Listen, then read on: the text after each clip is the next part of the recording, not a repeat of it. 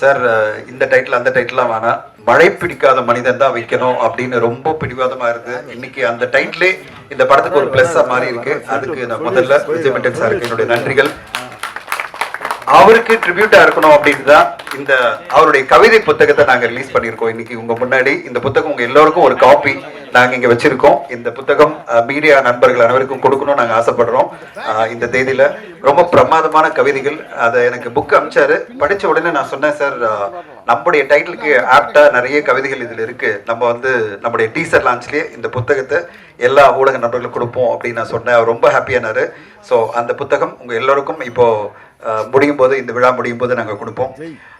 மழை பிடிக்காத மனிதன் டைட்டில் வந்து தமிழ்ல நல்ல டைட்டிலே வரல அப்படின்னு நிறைய பேர் ஊடகங்கள்ல கமெண்ட் பண்றாங்க. இந்த மாதிரி டைட்டில் வரும்போது எல்லோரும் ஆதரிக்கணும், அதுதான் ரொம்ப முக்கியம். அப்படி நிறைய டைட்டில் தமிழ்ல வரணும்னு நான் எதிர்பார்க்கிறேன். இந்த படம் ஏதோ டிஸ்கஷன் போயிட்டு இருக்காங்க. ஓகேவா, போலாமா? ஓகே, ஏதாவது ப்ராப்ளமாங்க? நாசர் சார் அங்க பாருங்க, ஏதோ ப்ராப்ளமா? ஓகே, மழை பிடிக்காத மனிதன் டைட்டில் நாங்கள் 2021 ஆரம்பிக்கும் போது அந்த படம் வந்து ஒரு லாக்டவுன் முடிஞ்சு ஆரம்பித்தோம். ஆனால் அதுக்கு பிறகு நிறைய எங்களுக்கு வந்து லொக்கேஷன்ஸு இதை வந்து அந்தமானில் எடுக்கணும் அப்படின்னு அங்கே பர்மிஷன் கிடைக்காம, அது பிறகு நாங்கள் வந்து டியூடெமலில் மேட்ச் பண்ணி அது பிறகு அந்தமானில் கொஞ்சம் எடுத்து பல இடங்களில் எடுக்கணுன்ற பர்மிஷன் வாங்கிறதுக்குள்ளே ரொம்ப பிரச்சனையாச்சு. இதில் மிக முக்கியமாக ஒரு விஷயம் என்னென்னா, விஜய் மென்டன் சார் ரொம்ப தெளிவாக இருந்தது என்னென்னா, ஃபஸ்ட்டு நீங்கள் பார்க்கும்போது நாங்கள் காமிச்ச அந்த slide tribute to captain Thiru Vijayakanth sir. அதுதான் இந்த படம் வந்து அவர் படமாக எழுதும் போதே எங்களுக்கு 2020 கதை சொல்லும் போதே என்ன சொன்னார், சார் இந்த படம் வந்து ஒரு ட்ரிபியூட் டு கேப்டன் அப்படின்னாரு. ஸோ நாங்கள் சொன்னோம், எப்படி கேப்டனுடைய டேட் வாங்குறது, ஏன்னா அதில் முக்கியமான அவர் தான் பாஸ், எல்லாத்துக்கும் அவர் தான் பாஸ், அவருடைய தலைமையில தான் இந்த கதையே நடக்குது அப்படின்னு வரும்போது எப்படி சார் நம்ம அவர்கிட்ட டேட் வாங்குறதுன்னோ, இல்லை சார் நான் எப்படியாவது ரீச் பண்ணி அவங்கள டேட்டை வாங்குறேன் அப்படின்னாரு. அது பிறகு நாங்கள் வந்து விஜயகாந்த் சார் எப்படியாவது இந்த படத்தில் கொண்டு வரணும்னு சொல்லிட்டு நிறைய ஊடகங்களை நீங்கள்லாம் எழுதியிருக்கீங்க. நாங்கள் எவ்வளோ ட்ரை பண்ணிகிட்டே இருந்தோம், அவருடைய உடல்நிலை ஒத்துழைக்கல. அது பிறகு அவங்க குடும்பம் சொல்லிகிட்டே இருந்தாங்க, எப்படியாவது நாங்கள் வந்து ஒரு டேட் எதாவது பண்ணிடுறோம், ஏன்னா அவருக்கு ட்ரிபியூட்டாக இந்த படம் நீங்கள் சொல்கிறீங்க, அதனால் வந்து கண்டிப்பாக பண்ணுறோம் அப்படின்னாங்க. அதுக்கு பிறகு அவருடைய பிரச்சனைகள், உடம்பு பிரச்சனை வரும்போது நாங்கள் வெயிட் பண்ணிகிட்டே இருந்தோம். 1 இயர் நாங்கள் கிட்டத்தட்ட வெயிட் பண்ணோம். 4-5 தடவை நாங்கள் போய் மீட் பண்ணி எப்படியாவது அவருடைய டைம் கிடைக்குமா அப்படின்னு நாங்கள் எதிர்பார்த்தோம். எந்த அளவுன்னா விஜய் மென்டன் சார் எந்த அளவு கேட்டார்னா, கடைசியில் ஒரு 2 மணி நேரம் கொடுங்க சார், மீதியெல்லாம் நாங்கள் வந்து சிஜியில் கூட பண்ணிக்கலாம் அப்படின்னு ரொம்ப ஆசைப்பட்டார் விஜய் மென்டன் சார். அது நடக்கவே இல்லை. அவர் மறைஞ்ச பிறகு நாங்கள் எந்த அளவு போயிட்டோம்னா, அவங்க குடும்பத்தில் போய் கேட்டோம், ஏஐ மூலமாக நாங்கள் ரீக்ரியேட் பண்ணிக்கிட்டோமா அந்த கேரக்டரை அப்படின்னு சொல்லி கேட்டோம். அந்த அளவு வந்து இந்த படத்தில் விஜயகாந்த் சார் வரணும் அப்படின்னு ஆசைப்பட்டது வந்து விஜய் மென்டன் சார். அதை நான் இந்த இடத்துல தெளிவாக, ஏன்னா படத்தில் நிறைய பேர் நீங்கள் ஊடகங்கள் எழுதியிருப்பீங்க விஜயகாந்த் சார் இந்த படத்தில் நடிக்கிறாருன்னு. உண்மையிலே அந்த அளவு ஆசைப்பட்டு இந்த படத்தை நாங்கள் வந்து வெயிட் பண்ணி 1 வருடம் வெயிட் பண்ணோம். ஆனால் கடைசியில் அவர் நம்மக்கிட்ட இல்லை வரும்போது என்ன பண்ணலாம், ஏஏயும் வந்து அவங்களுக்கு வந்து ரொம்ப சங்கடங்கள் இருந்தது. இப்போது ஏஏல இந்த படத்துக்கு நாங்கள் கொடுக்கணுமான்னு வரும்போது அப்போ நாங்கள் உட்காந்து பேசணும். விஜயகாந்த் சார் மாதிரி ஒரு லெஜெண்ட் நம்மளுக்கு இந்த படத்தில் இருந்தால் தான் இந்த படத்துக்கு அப்ராப்ரியாக இருக்கும், ரொம்ப கரெக்டாக இருக்கும் அப்படின்னு நாங்கள் யோசித்து அந்த நேரத்தில் நாங்கள் ஒரு லெஜெண்ட் கிட்ட போனோம். அந்த லெஜெண்ட் வந்து கேட்ட உடனே சொன்னார், எல்லாம் ஓப்பனாக நாங்கள் சொன்னோம், இதான் நடந்தது சார், இப்போ நாங்கள் வந்து இந்த கதையே வந்து ட்ரிபியூட் ஒரு மனிதராக இருக்குது, ஆனால் இந்த கதையில் அவர் தான் மெயின் பாஸ் மாதிரி, அதை நடிக்கணும், நீங்கள் நடித்தாதான் அது கெத்தாக இருக்கும் அப்படின்னு நாங்கள் கேட்ட உடனே பண்ணிடலாம் அப்படின்னாரு. அதுதான் நம்முடைய சத்யராஜ் சார். அவருக்கு ஏன்னா அவருக்கு மேட்சிங்கான ஒரு பர்சனாலிட்டி வேணும், அவருக்கு மேட்சிங்கான ஒரு கெத்து வேணும், அவருக்கு மேட்சிங்கான ஒரு லுக் வேணும்னா அது வந்து கண்டிப்பாக நம்முடைய சத்யராஜ் சார். அவருடைய இளமை, அவருடைய அந்த கெத்து, அவருடைய வயசு, அந்த லுக் எதுவுமே சம்மந்தமே இருக்காது அந்த கெத்து அந்த இளமைக்கும். அவ்வளோ பிரமாதமா. அப்புறம் வந்து அவர் வராரு சொன்ன உடனே விஜய் மென்டன் சார் சொல்றாரு, சார் சத்யராஜ் சார் நடிக்கிறாருன்னா அப்போ நம்ம போர்ஷன்ஸ்லாம் இன்க்ரீஸ் பண்ணிடுவோம் அப்படின்னாரு. நான் சொன்னேன், என்னங்க நடக்குது அப்படின்னு. இல்லை சார் ஒரு காட்சி பத்தாது சார், 2 மணி நேரம் பண்ணுறேன்னு சொன்னீங்களே சார் அப்படின்னு. சார் 2 மணி நேரம்லாம் கிடையாது, நான் 20 மணி நேரம் வரைக்கும் ஷூட் பண்ண போகிறேன், படம் ஃபுல்லாக நான் வந்து அவரை வந்து படம் ஃபுல்லாக கொண்டு வர போகிறேன், நிறைய சீன்லன்னாரு. சார் இதை நான் சொல்லவே இல்லை அவர்கிட்ட அப்படின்னா. அவர்கிட்ட நான் சொல்லவே இல்லை, சத்யராஜ் சார்ட்ட சொன்னேன், சார் சில போர்ஷன்ஸ் இருக்குது சார், அது மட்டும் நீங்கள் ஒரு ஸ்பெஷல் அப்பீரன்ஸாக பண்ணுங்கன்னா. கடைசியில் விஜய் மென்டன் சார் சொல்கிறாரு, இல்லை சார் படம் ஃபுல்லாக வர மாதிரி நான் நிறைய விஷயம் பண்ண போகிறேன், ஏன்னா சார் அவ்வளோ கெத்தாக பண்ணுவாருன்னாரு. அதுதான் நீங்கள் பார்த்தீங்க டீசர்லையும் சரி, அந்த மேக்கிங்லையும் சரி, அந்த பாடல்லையும் சரி. கண்டிப்பாக இந்த படம் இன்னைக்கு ஒரு நல்ல அழகாக ஷேப்பாகி வந்திருக்குன்னா அதுக்கு என்னுடைய மனமார்ந்த நன்றிகள் இன்ஃபினிட்டி ஃபில்ம் மன்ச் சார்பில் சத்யராஜ் சாருக்கு. சார் உங்களுடைய பிளெஸிங் தான் இந்த படத்துக்கு வந்து இவ்வளோ பெரிய ஒரு கெத்தாக அமைஞ்சிருக்கு. அதுக்கு எங்களுடைய நன்றிகள் சார். நீங்க இந்த படத்தை என்ஹான்ஸ் பண்ணி கொடுத்ததுக்கு நாங்க என்னைக்குமே உங்களுக்கு கடன் பட்டிருக்கோம். அடுத்ததா சொல்லவே வேணாம், இந்த 3 years ஜேர்னில எங்க கூட என்ன வேணாலும் சரி எல்லா விஷயத்திலும் இன்வால்வ்மெண்ட் சொல்லவே வேணாம். அவரை பத்தி நிறைய மேடைகளை நான் ரொம்ப பாராட்டி பேசியிருக்கேன். அது வந்து எங்களுடைய விஜயநிதி சார். விஜயநிதி சார் பத்தி சொல்லணும்னா அந்த டெடிகேஷன், கமிட்மெண்ட், இது ஏன் படம் அவ்வளவுதான். நேத்தெல்லாம் தூங்கல மனுஷன், வேற இதுல ஷூட்டிங்ல இருக்காரு, பிஸியா இருக்காரு. ஆனா இன்னைக்கு சொன்ன உடனே நைட் எல்லாம் ஷூட் பண்ணிட்டு காலங்காத்தால சாப்பிட கூட இல்லை, ஓடி வந்துட்டாரு இந்த இதுக்கு. ஷூட்டிங் முடிஞ்சு தூங்க கூட இல்லை, வந்து இங்க வந்து சொல்றாரு, சார் நான் ஏதாவது கொஞ்சமா சாப்பிட்டுக்கிட்டோமா, பசியா இருக்கு எனக்கு, நைட் எல்லாம் தூங்கவே இல்லை அப்படின்னாரு. வந்து அவ்வளவு கமிட்மெண்டோட ஒரு படம் சார், ஏன் படம் சார், ஏன் படம் சார். சார் இந்த மாதிரி தான் எல்லா ஹீரோக்களும் இருக்கணும். ஏன்னா இந்த இன்ட்ரடக்ஷன் மீட்டிங்ல அது இன்ட்ரடக்ஷன் டாக்ல அது பிறகு நான் பேச முடியுமா தெரியல, அதெல்லாம் சொல்லிடுறேன். ஒரு ஹீரோன்னா ஒரு படம் ஏன் படம், நான் நடிச்சிருக்கேன், இந்த படத்துக்கு என்ன வேணாலும் சரி நான் ப்ரொமோஷன் சப்போர்ட் பண்றேன், கூடவே இருக்கேன். நேத்து நான் வந்து கால் பண்ணேன், ஒரு சாங் வந்து நல்லா வந்திருக்கு, ஆனா அந்த சாங்ல பாடின பாடகர் எங்களுக்கு செட் ஆகல. நான் நேத்து வந்து அவர்கிட்ட ஆர்கியூ பண்றேன், சார் நீங்களே பாடிடுங்க அப்படின்னு. சார் என்ன சார் என்னையே திருப்பி பட சொல்றீங்க அப்படின்னா, சார் நீங்க தான் பாடணும் அப்படின்னா, சரி பண்ணி கொடுத்துறேன் அப்படின்னு சொல்லிட்டு அந்த மியூசிக் டைரக்டர் சொல்றாரு, நானே பண்ணி கொடுத்துறேன், அது வந்து செட் பண்ணி எப்படியாவது பண்ணி கொடுத்துடலாம், அந்த சாங்கை கரெக்டா உருவாக்கிடலாம் அப்படின்றாரு. அதுதான் விஜயநிதி சார்.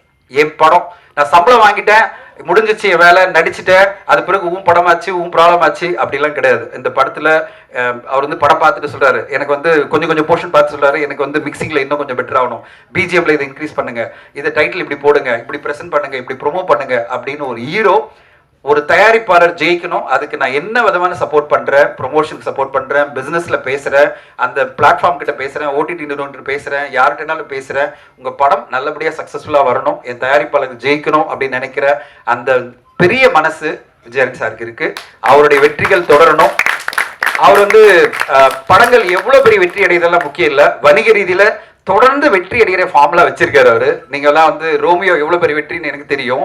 வசூல் ரீதியில மட்டும் இல்ல, கமர்ஷியலா, அதாவது ஒரு ப்ரொடியூசரா அவர் மிகப்பெரிய சக்சஸ் ஒவ்வொரு படத்துலயும் அச்சீவ் பண்ணிருக்கான காரணம் அந்த டெடிகேஷன், அந்த உழைப்பு ஒவ்வொரு படத்துக்கும் அவர் கொடுக்குறாரு. அவர் படமா இருந்தாலும் சரி, வேற ஒருத்தர் படமா இருந்தாலும் சரி, அந்த உழைப்பு தான் இந்த படமும் இப்போ அருமையா நல்ல குவாலிட்டியா வந்திருக்கு. அதுக்கு வந்து கண்டிப்பா விஜயநிதி சாருக்கு நான் நன்றி சொல்லணும். விஜயநிதி சார் 3 வருஷம் நம்ம பயணிச்சோம். 3 வருஷம் ரொம்ப ஸ்ட்ரகிள், ரொம்ப போராட்டங்கள், ரொம்ப சண்டைகள், நிறைய ஆர்குமெண்ட்ஸு, நிறைய கிரியேட்டிவ் இதில் வந்து நாங்கள் 2 பேரும் ஆர்கியூ பண்ணோம். கமல் சார், பிரதீப் சார், நாங்கள்லாம் நிறைய ஆர்குமெண்ட் பண்ணியிருக்கோம். ஆனால் கடைசியில் ஒரு குவாலிட்டியான, கவிதைத்துவமான, ஒரு எமோஷனலான, அதை விட மிக முக்கியமாக அன்பை ஆராதிக்கும், அன்பை வந்து மக்கள் மத்தியில் கொண்டு செல்லும் ஒரு நல்ல படத்தை கொண்டு வந்திருக்காரு. அன்பு தான் வாழ்க்கையில் முக்கியம், பணம் எல்லாத்தையும் தாண்டி நம்ம அன்பை விதைக்கணும் அப்படின்ற ஒரு அருமையான படத்தை, அருமையான கதையோட நீங்க கொண்டு வந்திருக்கீங்க. உங்களுடைய அந்த எண்ணமும், உங்களுடைய அந்த எழுத்தும், அந்த கடைசியில இந்த அருமையான ஒரு படமும் மிகப்பெரிய வெற்றி அடையணும். அது எங்களுக்கு இன்ஃபினிட்டி ஃபில்மென்ஸஸ்க்கு மிகப்பெரிய ஒரு சப்போர்ட்டா அமையும். அதை எதிர்பார்த்து காத்திருக்கிறோம். வெகு விரைவில் இந்த படம் வரப்போகுது. இந்த படத்தில் நடித்த மேகா ஆகாஷ் ஒரு பிரமாதமான கேரக்டர். அவங்க ஃபேமிலிக்கு நான் மெசேஜ் பண்ணியிருந்தேன், மேகா ஆகாஷ்க்கு பவர்ஃபுல்லான ஒரு ரோல் வந்திருக்குமா, உங்க பொண்ணு ரொம்ப நல்லா நடிச்சிருக்கு, நான் உங்களுக்கு மெசேஜ் போட்டேன். மேகா ரொம்ப சூப்பரா, பாத்தீங்களா, உங்களை சுத்தி தான் டீசரே போகுது மேகா. ஸோ ரொம்ப சூப்பராக பண்ணியிருக்கீங்க, வாழ்த்துக்கள் உங்களுக்கு. அண்ட் பிரணீதி, கங்க்ராச்சுலேஷன்ஸ் ஆன் எக்ஸாம், நல்ல மார்க் வாங்கியிருக்கீங்க, பாஸ் பண்ணியிருக்கீங்க. ரொம்ப அருமையான கேரக்டர் இந்த படத்தில், ரொம்ப க்யூட்டாக, ரொம்ப பிரமாதமாக இந்த படத்தில் நிறைய விஷயங்கள் இந்த படத்தில் உங்கள் சார்ந்து போகுது. ரொம்ப க்யூட்டாக பண்ணியிருக்கீங்க, வாழ்த்துக்கள் உங்களுக்கு. அண்ட் ரமணா சார், நம்முடைய திருமலை ரமணா இந்த படத்தில் நம்ம பார்க்க போகிறோம். ஒரு அட்டகாசமான வில்லனோட அசிஸ்டண்டா. இது பிறகு நிறைய ரோல்ஸ் எல்லாம் வரும் சார் உங்களுக்கு. ஸோ கண்டிப்பா வந்து திருமலை எப்படி உங்களுக்கு பெரிய வெற்றி வந்ததோ அதே மாதிரி ரமணா சார் இந்த படம் உங்களுக்கு ஒரு பெரிய நடிப்புன்ற ஒரு ஓப்பனிங்கும் வரும்னு நினைக்கிறேன். ஆக்சுவல் பிஜிஎம் இப்போதான் அந்த ஒரு பார்க்கும்போது நம்மளுக்கு ஒரு பயங்கர சந்தோஷமா இருக்கு. பிரமாதப்படுத்திருக்கீங்க. பிஜிஎம்ல வந்து அட்டகாசமா வந்திருக்கு, நிறைய சாங்கும் சரி, பிஜிஎம் சரி. அச்சு ராஜாமணி ரொம்ப பிரமாதப்படுத்திருக்காரு, அவருக்கு நன்றிகள். மிக முக்கியமா இந்த ஒரு 3 year ஜேர்னில பிரவீன் கேஎல் சார் வந்து அவுட் ஆஃப் ஸ்டேஷனால அவர் வர முடியல. எங்களோட பயணிச்சது வந்து பிரசன்னா கொஞ்சம் எடிட்டர், த ஃபியூச்சர் எடிட்டர், ரொம்ப பிரமாதமா உழைப்பு பண்ணியிருக்காரு. அவருக்கு என்னுடைய வாழ்த்துக்கள். ஒவ்வொரு விஷயத்திலையும் அவ்வளோ எஃபர்ட் போட்டு இந்த படத்தை வந்து மெருகேற்றுறதுல பிரவீன் கேஎல் சாரோட இருந்து பிரசன்னா, அதுக்காக தான் அவர் மேடை ஏற்றிருக்கோம். அவர் அசிஸ்டண்டாக இருந்தாலும் அந்த அவர் deserves that place to be with us, அதுக்காக தான் அவர் மேடை ஏற்றிருக்கோம்.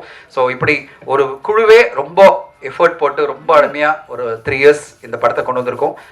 வெகுவரியில் உங்கள் முன்னாடி அந்த படத்தை ப்ரெசென்ட் பண்ணுறோம். அடுத்ததாக ட்ரெய்லர் இருக்குது, ப்ரீலீஸ் ஈவெண்ட் இருக்குது.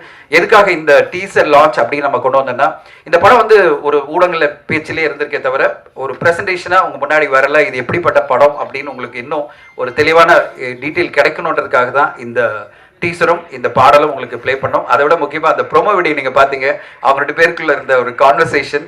அவர் கேட்டார், நீங்களாம் வந்துருங்க சார், ப்ரொடியூசர்லாம் வந்துருங்கடா. நான் வேணா சார், நீங்கள் 2 பேருமே உங்கள் 2 பேரும் கலாச்சிங்க அப்படின்னு சொன்னேன்.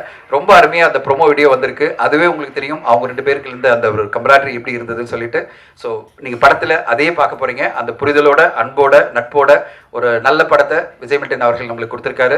இந்த படம் உங்களுக்கு வரும்போது நீங்களே பார்த்து நீங்கள் சொல்லணும். அந்த படம் வெளிவர வரையும் மக்கள் மத்தியில் இன்னும் போய் சேர வேண்டிய நிறைய ரிக்குவயர்மெண்ட் இருக்குது. ஊடக நண்பர்கள் அனைவரும் இந்த படத்தை அடுத்த கட்டமாக மக்கள் மத்தியில் கொண்டு சென்று ஒரு நல்ல ஒரு எதிர்பார்ப்பை உருவாக்கணும்னு உங்கள் எல்லோரையும் தாழ்மையுடன் கேட்டுக்கொள்கிறேன். இந்த படத்துக்கு இவ்வளோ சப்போர்ட்டாக இருக்கிற, இத்தனை வருஷ காலம் எங்க கூட பயணிச்சுட்டு இருக்கிற சுரேஷ் சந்திர சாருக்கும் நாசருக்கும் நன்றி. அண்ட் பிஆர்ஓ அவங்க 2 பேரும் ஃபுல் சப்போர்ட் இந்த படத்துக்கு. அண்ட் என்னுடைய டீமில் சரவணன், செல்லன் எல்லாருமே கூடவே இந்த படத்தோட பயணிக்கிறாங்க. ஸோ உங்கள் எல்லோருக்கும் நன்றி, ஊடக நண்பர்களுக்கு. அண்ட் அடுத்ததாக இருக்கிறவங்களாம் பேசுவாங்க. பட் இன்ட்ரொடக்ஷனாக எல்லாரை பற்றி நான் சொல்லி முடிச்சுட்டேன். ஸோ தட் ஒரு உங்களுக்கு கம்ப்ளீட்டாக ஒரு வியூ கிடைக்கும்னு சொல்லிட்டு தேங்க்யூ ஸோ மச். இந்த விழாவை சிறப்பித்த அனைத்து ஊடக நண்பர்களுக்கும் மனமார்ந்த நன்றிகள். Thank you so much. இந்த படத்தில் என்ன நடந்திருக்குன்றது இப்போ புரிஞ்சிருக்கும் உங்களுக்கு. எல்லாத்தையும் தனஞ்சன் பேசி முடிச்சுட்டு போயிட்டாரு.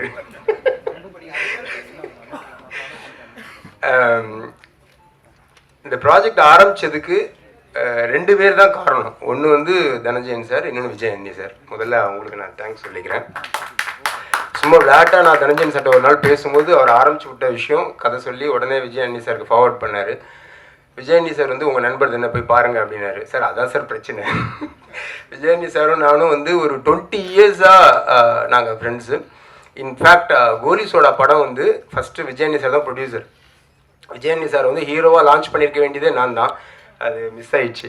ஸோ அப்போவே நாங்கள் வந்து க்ரீன் பாட்டில்னு ஒரு கம்பெனி ஆரம்பித்து 2 பேரும் பார்ட்னர்ஷிப்பில் அந்த படத்தை எப்படியா பண்ணிடணும்னு நினச்சோம்.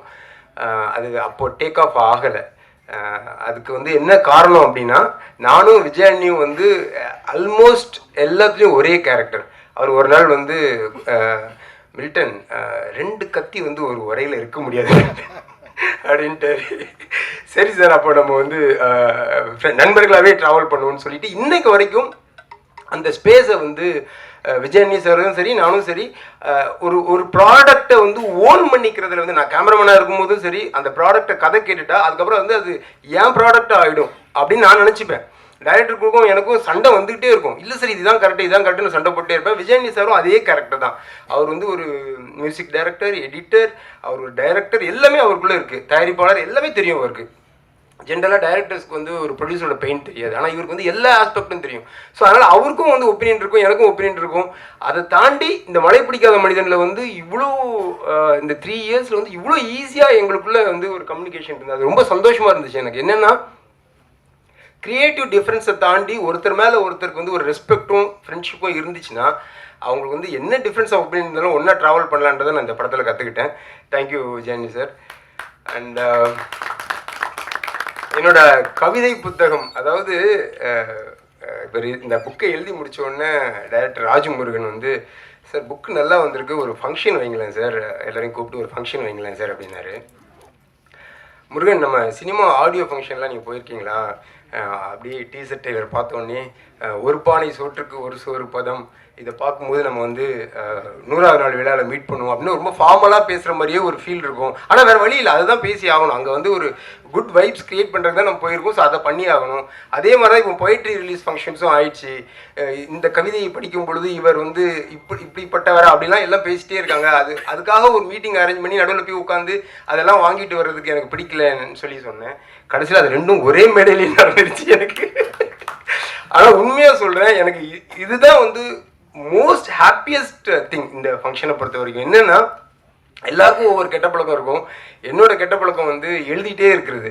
அந்த எழுத்தெல்லாம் ஒரு வடிவமாக்கி ஒரு புத்தகமாக்கி அதை வந்து மற்றவங்களுக்கு கொண்டு போய் கொடுத்து சேர்க்குறதுன்றது வந்து எனக்கு வராது. எழுதுறத விட என் வேலை முடிஞ்சிருச்சுங்கிற மாதிரி இருக்கும். ஆனால் தனஞ்சயன் சார் அதை படிச்சுட்டு இது வந்து எல்லாருக்கும் கொடுப்போம் அப்படின்னு சொல்லி இந்த ப்ராஜெக்ட் ஆரம்பிச்சதுலேருந்து மழை பிடிக்காத மனிதன் நான் டைட்டில் வச்சுட்டேன். பட் இது வந்து ஒரு கமர்ஷியல் ஆக்ஷன் ஃபில்மாக தான் கதை கேட்குற எல்லாமே பார்த்துட்டு இருந்தாங்க. பட் இதுக்கு வந்து வேற ஒரு பெர்ஸ்பெக்டிவ் இருக்குது, வேற ஒரு டைமென்ஷன் இருக்குன்றதை வந்து என்னால் அவங்களுக்கு சொல்ல முடியல, எடுத்து தான் காட்டணும். ஆனால் one fine day Dhananjayan sir வந்து சார் இது வந்து கமர்ஷியல் ஃபிலிம் மட்டும் இல்லை, இது வந்து ஒரு பொயட்டிக் கமர்ஷியல் ஃபிலிம்னு ஒரு பாயிண்ட்டை பிடிச்சிக்கிட்டாரு. அன்னையிலேருந்து தான் எங்கள் ஜேர்னி வந்து ஸ்மூத் ஆச்சு. சார் எக்ஸாக்ட் ஃப்ளேவர் நீங்கள் புரிஞ்சுக்கிட்டீங்கன்னு. ஸோ அதனால் இந்த கவிதை புத்தகத்தை வந்து எல்லாருக்கும் கொண்டு போய் சேர்க்கறதுக்காக இப்படி ஒரு எஃபர்ட் எடுத்த தனஞ்சயன் சாருக்கு ரொம்ப நன்றி.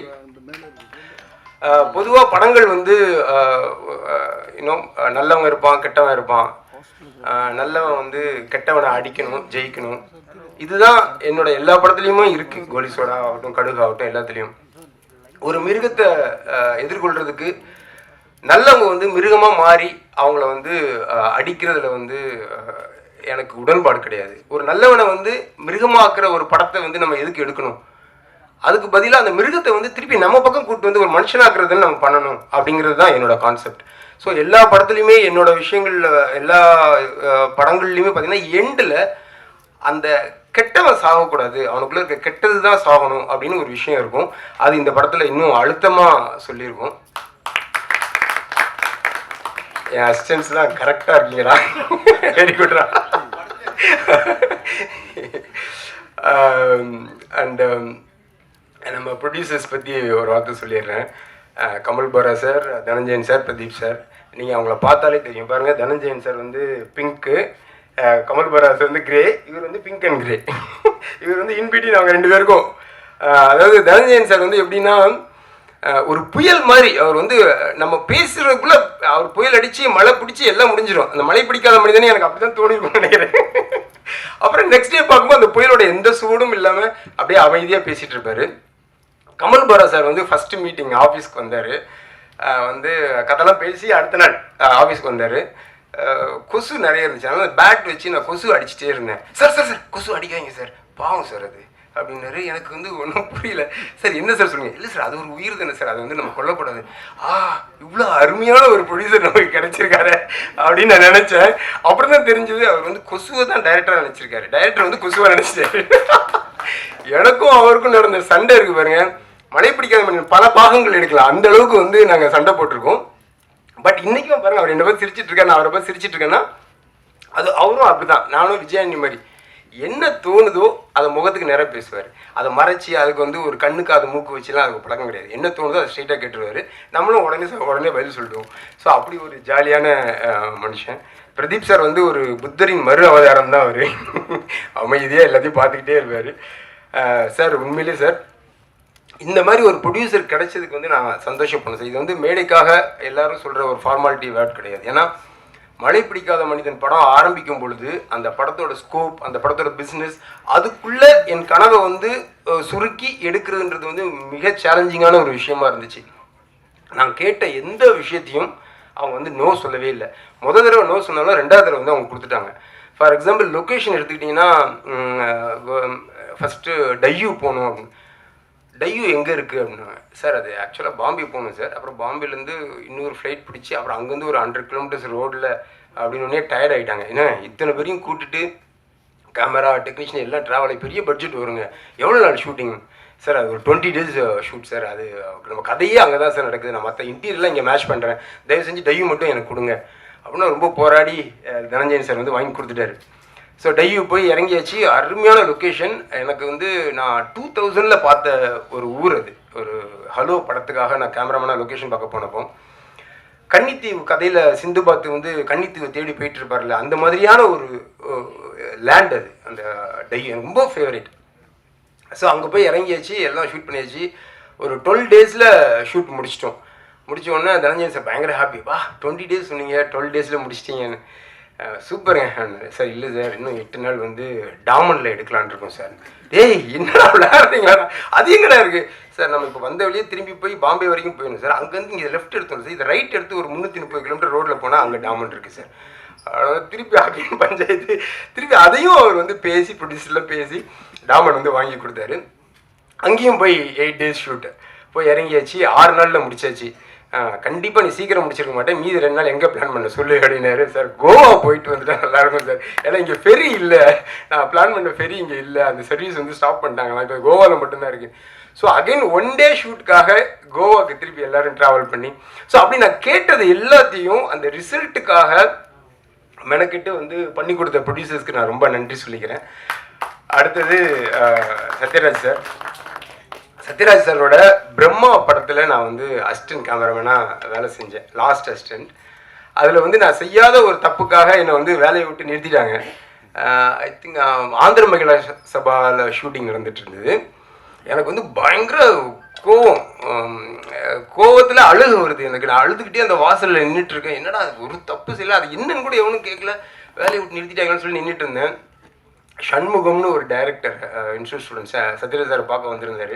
அவர் பைக்கில் நான் அழுதுட்டு இருக்கிறத பார்த்துட்டு என்னை கூப்பிட்டு வீடு வரைக்கும் வந்து ட்ராப் பண்ணிவிட்டு ரியர்வியூ மிரரில் என்னை பார்த்துட்டே வர, எனக்கு நல்லா தெரியும் நான் அழுறதை அவர் பார்த்துட்டே இருக்காரு. இறக்கி விட்டுட்டு அவர் சொன்னார், ஒன் டே நீ சத்யராஜ் சார்ட்ட ஒர்க் பண்ணோடா, எதையும் மனசில் வச்சுக்காத அப்படின்ட்டு போயிட்டாரு. 30 வருஷம் ஆயிருக்கு சத்யராஜ் சாரை ரீச் பண்ண. 24 91 இல்லை சார், 91 பிரம்மா 34 வருஷம் ஆயிடுச்சு சத்யராஜ் சார் மீட் பண்ணுறதுக்கு. சத்யராஜ் சார் வந்து நான் ஒன் டே டேட் தான் அவர்கிட்ட கேட்டோம். அவரோட லுக், அந்த கெட்டப்லாம் அவர் போட்டு அந்த ஃபோட்டோஷூட் பண்ணி பார்த்தோன்னே எனக்கு ஒன்றுமே புரியல. என்னடா இப்படி ஒரு மனுஷன் இப்படி ஒரு அழகாக இருக்கார், இவர் வந்து எப்படி கம்மியாக யூஸ் பண்ணுறதுன்னு சொல்லிட்டு அந்த ஒன் டேல வந்து வேறு என்னென்ன பண்ணலான்னு சொல்லி பயங்கரமாக பிளான் பண்ணி டீமை வந்து பயங்கரமாக ரெடி பண்ணி இத்தனை மணிலேருந்து இத்தனை வரைக்கும் அதை எடுக்கிறோம், லொக்கேஷன் வந்து 2 o'clock தான் உள்ளே விடுவாங்களாம், ஸோ காலைல இங்கே எடுக்கிறோம், அதுன்னு பயங்கரமாக பிளான் பண்ணி வச்சுட்டு சத்யராஜ் சார் வந்து சீனியர் ஆக்டர். ஸோ அவர் வந்து நான் ஸ்டாப்பாக நம்ம எப்படி வேலை வாங்க போகிறோம்னு நான் யோசித்து போய் இறங்கியாச்சு. இறங்கி பண்ணிக்கிட்டே இருக்கும். அப்படி ஒரு கோஆப்ரேஷன், ஒரு கொஸ்டின் வரும், முகச்சுளிப்போ என்னங்க அப்படின்னு ஒரு விஷயம் கூட இல்லாமல் எடுத்துக்கிட்டே இருக்காரு. நான் எடுத்து அடுத்த ஷாட் செட் பண்ணுற கேப்பில் தனஞ்சயன் சார் வந்து கூப்பிட்டு போயிட்டு ஃபோட்டோ ஷூட் பண்ணிடலாம் வாங்க அப்படின்னு ஃபோட்டோ வேறு எடுத்துகிட்டு இருப்பார். சத்யராஜ் சார் சாப்பிட்டாரா இன்பிட்வீனில் என்ன நடந்தது எனக்கு ஒன்றுமே புரியல. நைட்டு 8 o'clock என்னை அனுப்புங்க, மறுநாள் ஏதோ ஃப்ளைட் அவருக்கு 7:50 சம்திங் சார், இதான் சார் லாஸ்ட் ஷாட்னு சொல்லி முடிச்சு அந்த ஷாட்டை செட் பண்ணிவிட்டு இதெல்லாம் ட்ராக் போடுங்கன்னு சொல்லிட்டு உட்காந்து நான் சும்மா செக் பண்ணுறதுக்காக அப்படி ஒவ்வொன்றா பார்க்குறேன். முக்கியமான ஒரு ஷாட்டை விட்டோம். கீழே ஷூட் பண்ணிட்டு இருந்தோம், லைட்டெல்லாம் ஷூட் பண்ணி மேலே வந்து இப்போ செட் பண்ணிட்டு இருக்கோம்.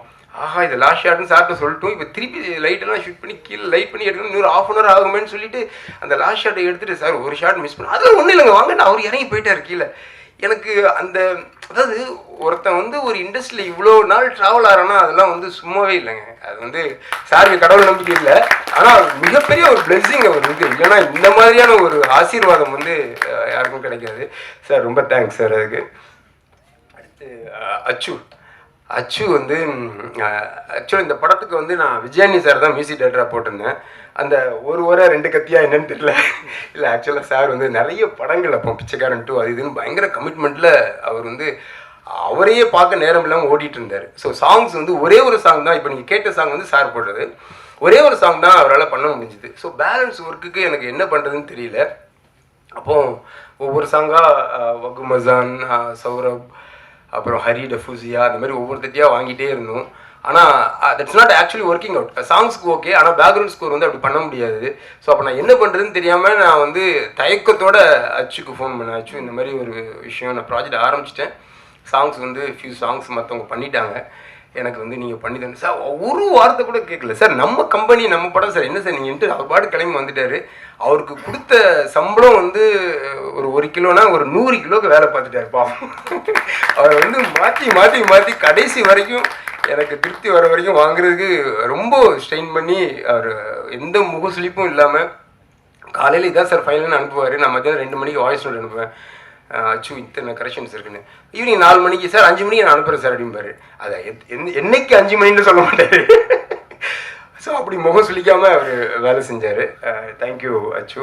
அண்ட் மேகா வந்து எப்படி இப்படி ஒரு ஃபைன் ஆக்டர்ஸ் வந்து இன்னும் அவங்களுக்கான ஹைட்டை ரீச் பண்ணல அப்படின்னு எனக்கு ஆச்சரியமாக இருக்குது. ஏன்னா அப்படி ஒரு நுணுக்கமாக பண்ணியிருக்காங்க அந்த படத்தில். அண்ட் மறந்துட்டேங்க. அதாவது ஓப்பனிங்கில் நானும் கமல் பாரத் சாரும் சண்டை போடும்போது நடுவில் அம்பேர் யாருன்னா ரமணா தான். இந்த பக்கம் அடி வாங்குவான், அப்புறம் அங்கே போய் அடி வாங்குவான், நடுவில் வந்து சமாதானம் பண்ணுவான். என்னோட லாங் டைம் ஃப்ரெண்ட், நான் வந்து அசிஸ்டண்டாக இருக்கும்போதே ரமணா வந்து அசிஸ்டன்ட் டைரக்டராக இருந்தான்.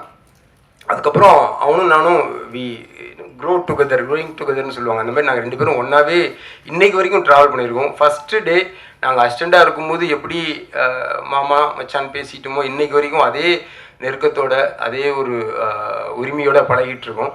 ரொம்ப நன்றி. பிரணதி 420, அவள் சரியான 420, எஸ்எஸ்எல்சியில் 420 மார்க் வாங்கியிருக்கா. அதான் ஓகே.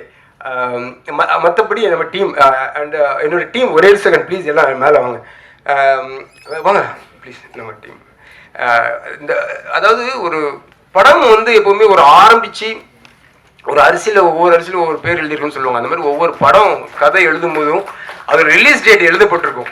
அந்த மாதிரி இந்த மலைப்பிடிக்காம ரிலீஸ் டேட் வந்து கொஞ்சம் தள்ளி போகும்போது என்னோட இன்டென்சிட்டி கொஞ்சம் கூட குறையாம என்னோட டீம் இருந்துச்சு. அதுக்காக நான் வந்து ரொம்ப தேங்க்ஸ் சொல்லிக்கிறேன் என்னோட டீமுக்கு. அவங்க இல்லைன்னா இது வந்து பாசிபிளே இல்லை. டீம் சார்பாக யாரோ ஒருத்தர் தவசி வாங்க, ஃபியூ வேர்ட்ஸ். மலைப்பிடிக்காத மனிதன் ஒரு நல்ல படைப்பை உங்கள்கிட்ட கொடுத்துருக்கிற ஒரு திருப்தி இருக்குது இன்னைக்கு. ஸோ அதோட அன்பும் நாங்கள் அதில் ஒரு அன்பை கொடுத்துருக்கோம். அந்த அன்பை நீங்களும் எங்களுக்கு பதிலுக்கு கொடுத்தீங்கன்னா, உங்களோட அந்த கண்டென்ட்ஸில் கொடுத்தீங்கன்னா ரொம்ப நல்லா இருக்கும். ரொம்ப தேங்க்யூ எல்லாரும் வந்து இந்த விழாவை சிறப்பித்ததுக்கு. Thank you sir. Team members, Sridhar அண்ணன் அவர் தான் எங்களை எல்லாருமே அசோசியேட் பண்ணிடுவார். காலையில் வந்தோடனே அவர் இல்லைன்னா ஸ்பாட்டில் வந்து யாராலுமே இருக்க முடியாது. கரெக்டான அசோசியேஷனில் அவர் தான் இருப்பார். கோ டைரக்டர் சார், முதல் நாள் நைட்டு கிட்டத்தட்ட எங்களுக்குலாம் தெரிஞ்சு எங்களுக்கு எல்லாத்துக்கும் அப்புறமும் அவர் தான் தூங்குவார். ஏன்னா 12-1 மணிக்கு ஒரு மெசேஜ் அனுப்புவார், இது ரெடி ஆயிடுச்சா, நாளைக்கு இது ஸ்பாட்டு கரெக்டாக வந்துருமா இல்லை டைம் எடுக்குமா அப்படிங்கிற ஃபஸ்ட்டு அவர் அப்டேட் பண்ணார்னா அடுத்த ஸ்ரீதர் அண்ணன். ஸோ சாரி சார், எங்களை கரெக்டாக கோஆர்டினேட் பண்ணிட்டு போனது கூட சாஜ் சார் தான். நெக்ஸ்ட்டு ஸ்ரீதர் அண்ணன், அதுக்கப்புறம் அசிஸ்டன்ட் டைரக்டர்ஸில் சரவணன் வந்து ஒரு பெரிய விஷயம் என்னன்னா காஸ்டியூம் டிபார்ட்மெண்ட்.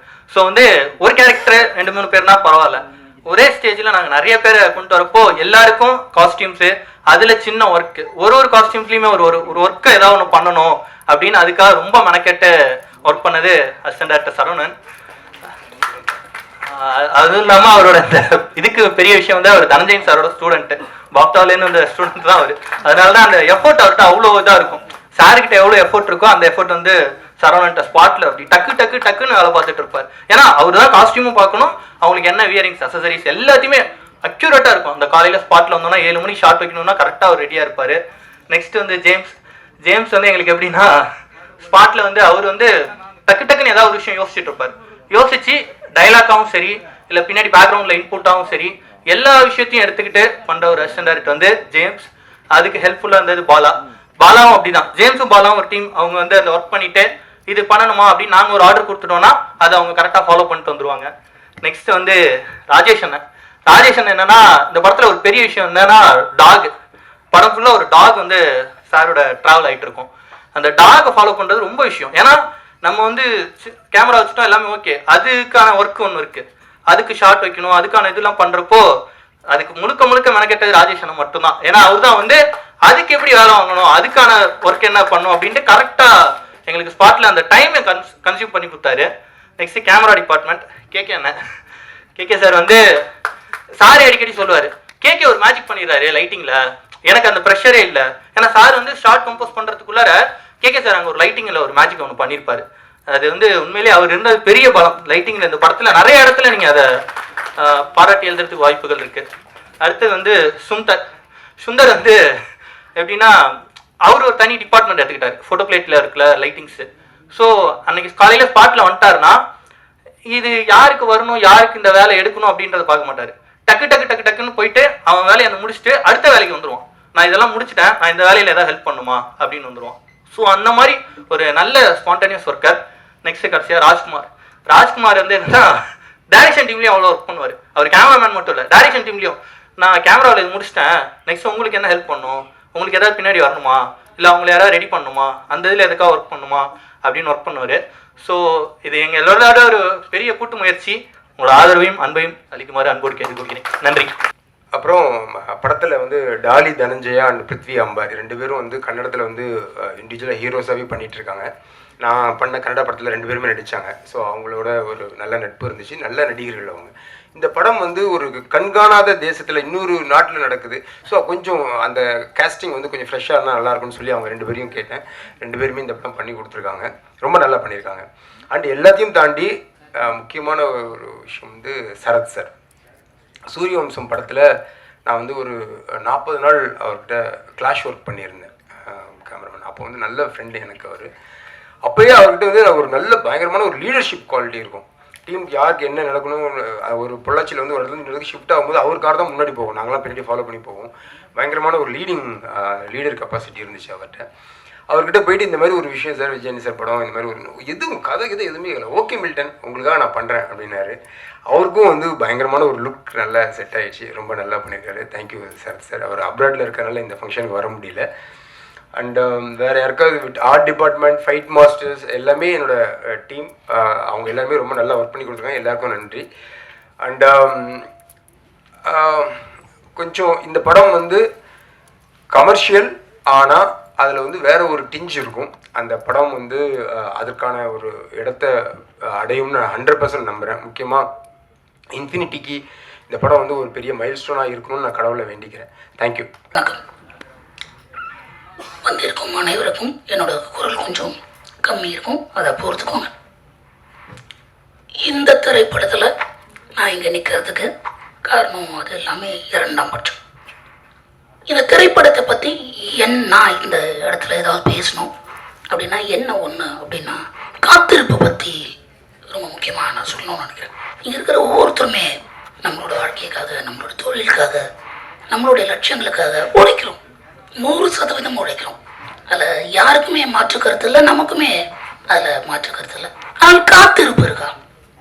ஒரு ஒரு ஒரு இடத்தை, ஒரு விஷயத்தை அடையறதுக்கு ஒரு ஒரு ஒரு குறிப்பிட்ட காலம் அதற்கு ஆகும் அப்படின்ற அந்த காத்திருப்பு இங்கே இருக்கிற ஒவ்வொரு மனிதருக்கும் இந்த படத்தை பொறுத்த வரைக்கும் ரொம்ப அழகாக இருந்தது. அதில் குறிப்பாக நண்பனோட விஜய் மில்டனாக இருக்கட்டும், நண்பர் ஆண்டனியாக இருக்கட்டும், விஜய் ஆண்டனியா சாராக இருக்கட்டும், இதில் எல்லாருமே இருக்காங்க. அதே மாதிரி இந்த படத்தில் வாடும் ஒரு ஜீன்ஸ் டிஷர்ட் போட்டு ஒரு பெரியாராக இருக்கிற நம்ம சத்யராஜ் சார் இணைந்தது ஒரு அற்புதமான விஷயம். சரத் சார், மேகா, எவ்ரிபடி பண்ணியிருக்காங்க. இது எல்லாத்தையும் தாண்டி ஒரு பொறுமையான அந்த காத்திருப்பு அப்படின்றதுக்கு உதாரணம் 2 நபர்கள். ஒன்று தனஞ்சயன் சார், இன்னொன்று Kamal போராஸ். Because not only they invest on the product, they really literally waited for the result with all the pains and pressures. அது எல்லாத்தையும் பண்ணி இந்த ஒரு படத்தை ஒரு கலெக்டிவாக, நண்பன் சொன்ன மாதிரி எத்தனையோ difference of opinion with each other, எவ்வளவோ டிபேட்ஸ் அண்ட் ஆர்குமெண்ட்ஸ் இருந்தாலும் they are collectively now targeted one particular success. அது விஜய் மில்டன்லேருந்து விஜய் ஆண்டனி சார்லேருந்து எல்லாருமே சேர்ந்து ஒரு ஒரு ஒரு தரமான வெற்றி படம் அவங்க எல்லாருக்குமே பழக்கம் தான். விஜய் ஆண்டனி சார்லேருந்து எல்லாருக்குமே வெற்றி படங்கள் என்பது இந்த குழுவில் இருக்கிற ஒவ்வொருக்குமே பழக்கமான விஷயம்தான். ஆனால் ஒரு தரமான ஒரு வெற்றி படம் அமையணுன்றதுல ஒவ்வொருக்கும் அதில் இன்வெஸ்ட்மெண்ட்டும் டைமும் கொடுத்து காத்திருந்து இந்த ப்ராடக்டை இன்றைக்கி இந்த மழை பிடிக்காத மனிதன்ன்றதை இன்றைக்கி உங்கள் முன்னாடி, பத்திரிகையாளர் முன்னாடியும், மீடியா முன்னாடியும் கொண்டு வந்து சேர்த்துறதுக்கு, இன்க்ளூடிங் ஆல் தாஸ் டைரக்ட் அந்த each and every technician, work and suffered and gone through a lot of obstacles பண்ணி இன்றைக்கி கொண்டு வந்து நிறுத்தியிருக்கோம். உங்கள் எல்லாரோட ஒத்துழைப்பும், எல்லாரோட ஆதரவும் மக்கள்கிட்ட கொண்டு போய் நிற்கிறதுக்கு இந்த இயற்கையும் உங்களையும் வேண்டி கேட்டுக்கிறேன். எல்லாருக்கும் வணக்கம். எல்லாரும் இங்கே வந்திருக்கு. Thanks for coming and supporting us. So நம்ம பண்ணுற எல்லா படமும் ஆப்வியஸ்லி ரொம்ப ஸ்பெஷலாக தான் இருக்கும் நமக்கு. பட் மழை பிடிக்காத மனிதனை பற்றி சொல்லணுன்னா எனக்கு ஷூட்டிங் டேஸ் தான் ரொம்ப ஞாபகம் வரும். ஏன்னா நிறைய லொக்கேஷன்ஸ் போனோம், நிறைய கஷ்டமான சீன்ஸ் இருந்தது. பட் அது கூட அந்த செட்டில் எப்போவுமே ஒரு பாசிட்டிவிட்டி, ஒரு ஹாப்பினஸ் எனக்கு ரொம்ப பிடிச்சி போன ஒரு செட். லைக் ஜென்ரலாக நான் 7 o'clock எழுந்துக்கணும், அந்த செட்டுக்கு போனேன்னா நான் ரொம்ப obviously I'm not a morning person. But இந்த செட்டுக்கு போகும்போது I was very very happy. And அதுக்கு நிறைய பேரை தேங்க் பண்ண வேண்டியது இருக்குது. ஃபர்ஸ்ட் இந்த ஏடிஸ் ரியலி அவங்க எல்லாரையும் ரொம்ப நல்லா பார்த்துக்கிட்டாங்க. And they helped you in every situation. So thank you உங்கள் எல்லாருக்கும். அண்ட் அதுக்கப்புறம் I got an opportunity to work with amazing actors. and your producers, thank you so much, and of the technicians, everybody who worked on the film, and mainly Vijay Antony sir, Vijay Milton sir. Like work wise நான் நிறைய கற்றுக்கிட்டேன் உங்ககிட்ட இருந்து, but you all are such great human beings and people. Like நீங்க எல்லாரையும் you treat everybody equally, and you know, and the positivity and the good vibe setல it was always there because of both of you. Thank you in the opportunity. I hope I get to work with you again. Thank you all. மேடையிலும் மேடைக்கு முன்பும் அமர்ந்திருக்கும் நண்பர்களுக்கு என்னுடைய வணக்கம். ஏன்னா இவங்க எப்படி நண்பர்களோ அதே மாதிரி ஊடகவியலாளர்களும் என்னுடைய நண்பர்கள். சித்ரா சார் சிரிக்கிறார். அந்த அளவுக்கு நெருக்கமான பழக்கம். அதனால்தான் அவங்க கரெக்டாக ஞாபகப்படுத்தின மக்கள் என் பக்கம் டைட்டிலில் சில சமயத்தில் ஒரு மனிதனுக்கு வந்து பெருமைகள் முடிவதில்லை, அலைகள் ஓய்வதில்லை அப்படிங்கிற மாதிரி. ஆக்சுவலாக மக்கள் என் பக்கம் அப்படிங்கிறது புரட்சி தலைவர் எம்ஜிஆருடைய படத்தோட டைட்டில். அவர் சிஎம் ஆகிட்டார், அதனால் நடிக்கல. இப்போ எங்கிட்ட இன்னும் செல்ஃபோனில் ஒரிஜினல் தினத்தந்தியில் முழு பக்க விளம்பரம் வந்தது, மக்கள் என் பக்கம்னு அந்த விளம்பரம் எங்கிட்ட இருக்குது இன்னும். அப்போ பாலாஜி சார் படத்தில் நடிக்கிறதுக்கு புக்கான அப்போ என்ன டைட்டில் வைக்கலாங்கிறப்ப பாலாஜி சார் வந்து மக்கள் என் பக்கம்னு வைக்கலாம் சத்யராஜ் அப்படின்னு. நான் சொன்னேன், சார் அது வாத்தியார் பட டைட்டில், அவர் கோச்சுக்கு போகிறாரு, நல்லா இருக்கார் சார் அப்படின்னு. அதுவும் இல்லாமல் அந்த டைட்டில் வைக்கிற அளவுக்கு தகுதி எனக்கு இல்லை சார். மக்கள் என் பக்கம்னா அது ஒன்றே அவருக்கு மட்டும்தான் பொருந்தும். இல்லை அண்ணங்கிட்ட நான் போய் வாங்கிட்டு வந்துடுறேன் டைட்டில். நான் ஜனவரி மாதம் 1ஆம் தேதி ஒவ்வொரு வருஷம் போய் அவர்கிட்ட ஆசீர்வாதம் வாங்கி 100 ரூபா வாங்கிட்டு வருவேன். நான் போய் கேட்டால் கொடுத்துருவார் அப்படின்னு போய் கேட்டிருக்காரு. அப்போ உண்மையிலேயே புரட்சி தலைவருக்கு எனக்கு எந்த பழக்கம் கிடையாது. அதுக்கப்புறம் தான் அவர் கூட பழக்க ஆரம்பிக்கிறேன். யார் ஹீரோன்னு கேட்டார். சத்யராஜ் ஒன்று வச்சுக்கங்களேன் அப்படின்ட்டாரு. அப்படி வந்து அவருடைய டைட்டிலில் நடிக்கிற வாய்ப்பு கிடச்சி லூட்டின்னு ஒரு படத்தில் கம்ப்யூட்டர் கிராஃபிக்ஸ் மூலமாக நானும் தலைவரும் மீட் பண்ணுற மாதிரி ஒரு சீன் வரும் லூட்டியில். நம்ம துரைசார் படம். அதில் வந்து ஒரிஜினல் படத்தில் வேறு வசனம், இதில் வேறு வசனம் பேசணும் வாத்தியாருக்கு. மயில்சாமி தலைமையில் பல மிமிக்ரி ஆர்டிஸ்ட் வந்து பேசி பாட்டும் ஒன்றும் சரிப்பட்டு வரல ஏவிஎம் கார்டன் தியேட்டரில். மயில்சாமி சொன்னாப்புல கரெக்டாக சத்யராஜனை கூப்பிடுங்க, அவர் தான் கரெக்டாக பேசுவார் தலைவருக்கு அப்படின்னு சொல்லி போய் அந்த சீனில் எனக்கு நானே பேசிட்டு புரட்சி தலைவருக்கு நானே டப்பிங் பேசிட்டேன். அவருக்கு டப்பிங் பேசின ஒரே ஆள் நானாக தான் இருக்கேன். ஏன்னா குண்டடிப்பட்டதுக்கப்புறம்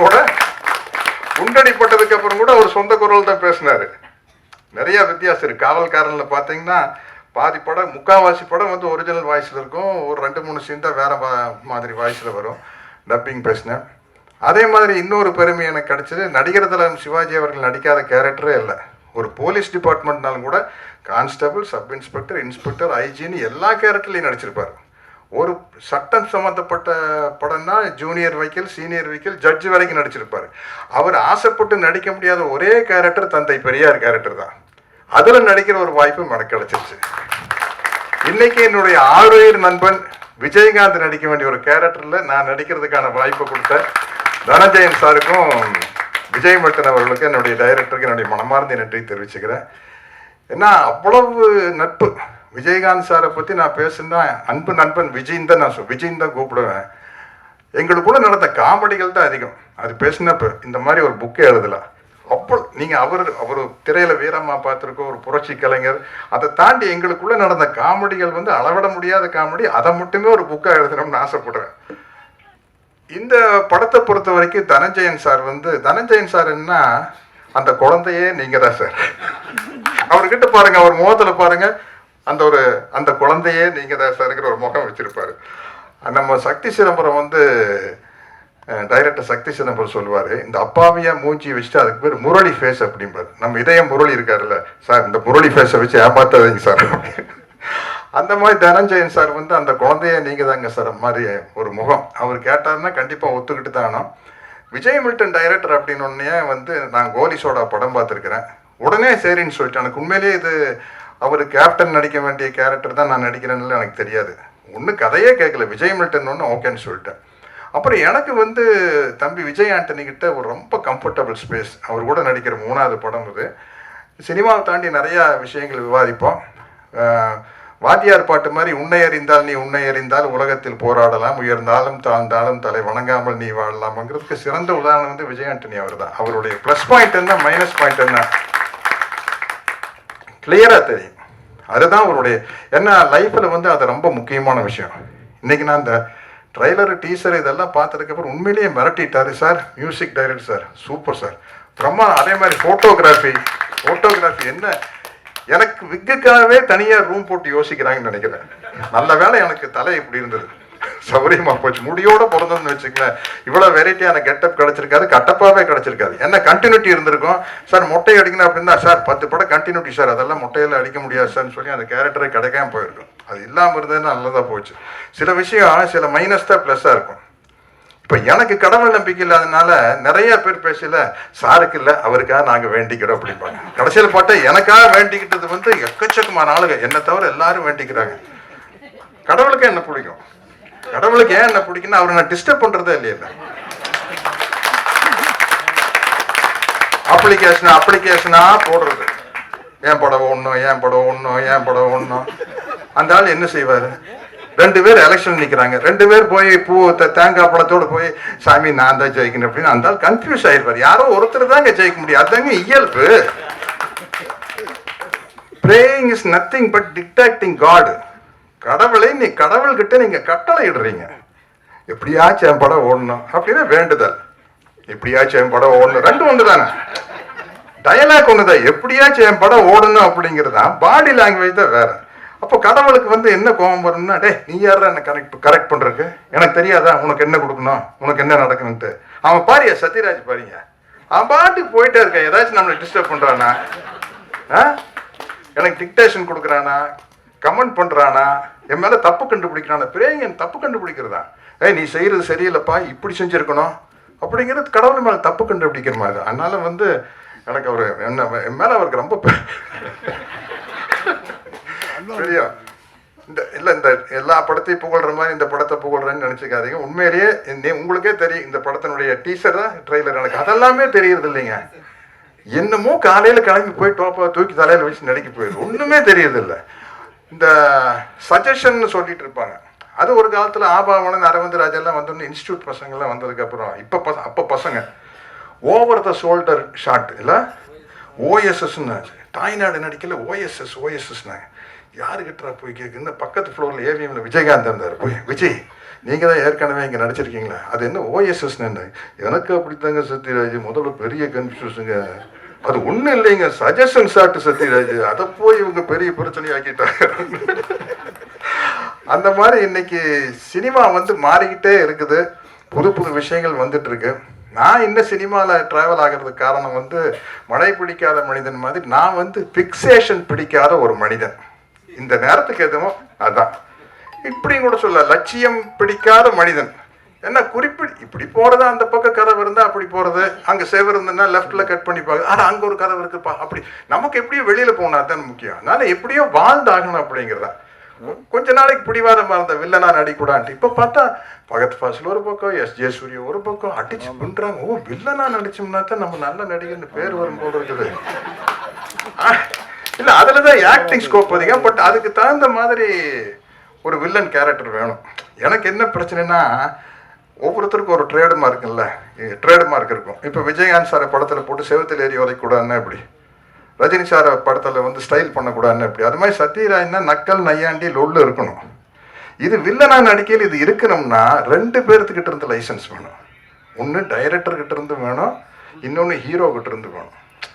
ஹீரோ முகம் சுடிச்சா டைரக்டருக்கு பெரிய கன்ஃபியூஷன் ஆயிடும். அதனால தான் வில்லனா நடிக்கிறது பெரிய கஷ்டமாக இருக்குது.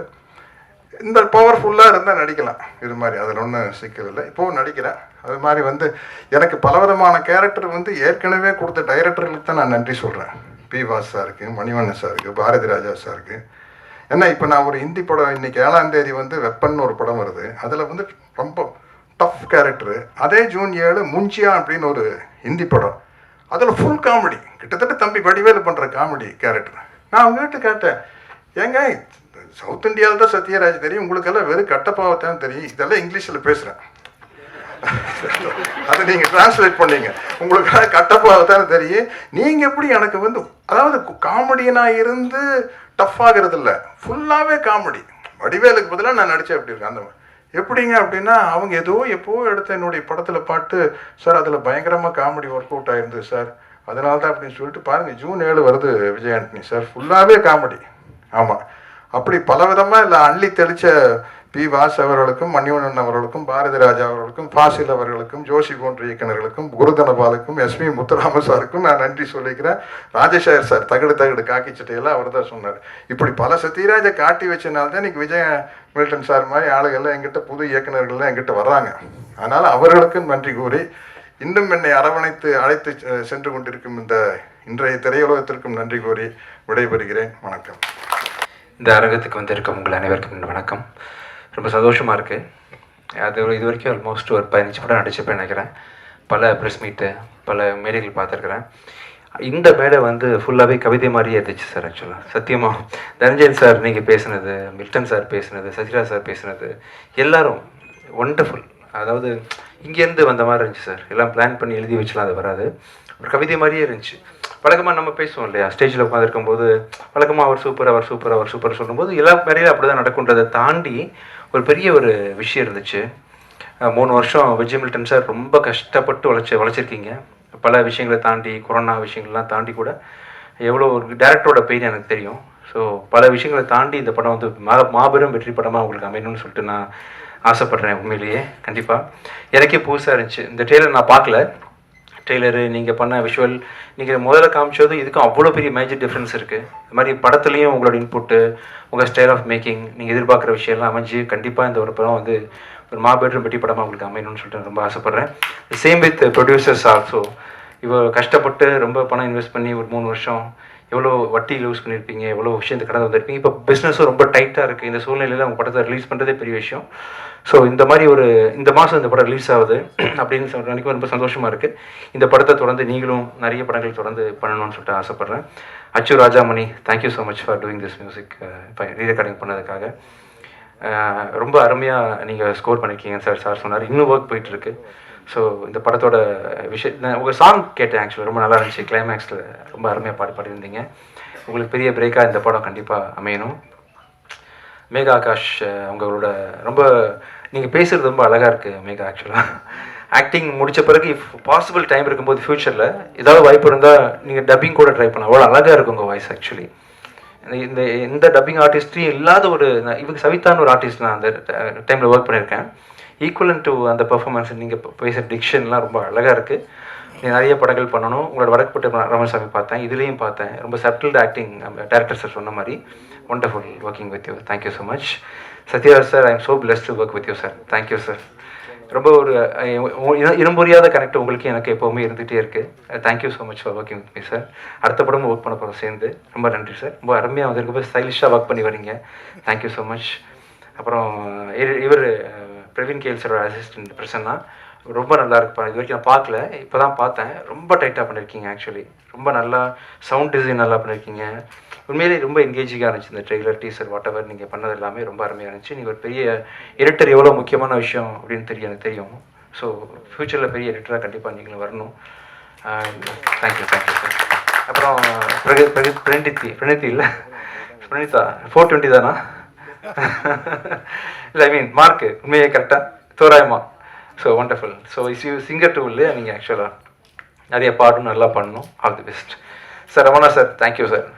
பாசிட்டிவிட்டிக்கு பெரிய உதாரணம் சார் நீங்கள். ஆக்சுவலாக நிறைய பேருக்கு உங்களுக்கு தெரியாது சார் ஆக்சுவலாக. பட் அதை சொல்லி இது பண்ண விரும்பலை நான். பட் ஆனால் நீங்கள் எவ்வளோ விஷயத்தை தாங்கிக்கிட்டு நீங்கள் லைஃப்பில் மூவ் பண்ணுறீங்க, ஸ்டில் எவ்வளோ பாசிட்டிவாக இருக்கீங்க, எப்படி பேசுகிறீங்க அப்படின்றதெல்லாம் உண்மையிலேயே பெரிய ஒரு வாழ்க்கை ஃபுல்லாக அப்படி நீங்கள் வாழ்ந்துட்டு இருக்கிறீங்க சார். பெரிய பாசிட்டிவான மனிதனா.